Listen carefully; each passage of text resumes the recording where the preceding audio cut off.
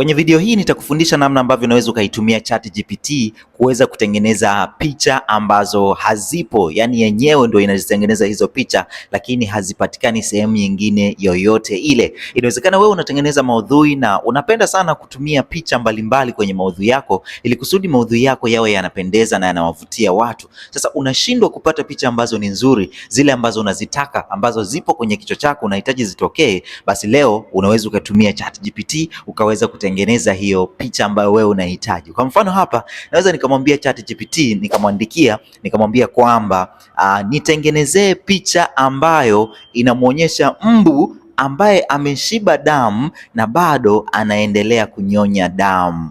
Ukiandika tu hivyo alafu unaruhusu, alafu hapo ChatGPT anaanza kukutengenezea hiyo picha. Atakupa muda kidogo usubiri, alafu yeye atengeneze hiyo picha, na akishamaliza kuitengeneza atakupatia option ya kuweza kuidownload. Kwa ukidownload hapo utaenda kuitumia sasa kwenye video zako ambazo unataka kuzitumia, au kama ni post yako labda ya Instagram au ya TikTok au ya YouTube, unaweza ukaenda ukaiposti sasa, na unaweza ukamuomba pia na maelezo kwamba bwana, nataka unionyeshe, unipatie picha ya mbu ambaye amejaa damu alafu anaendelea kunyonya damu, halafu taja sababu kuu 5 ambazo zinamfanya mbu anyonye damu kwa binadamu.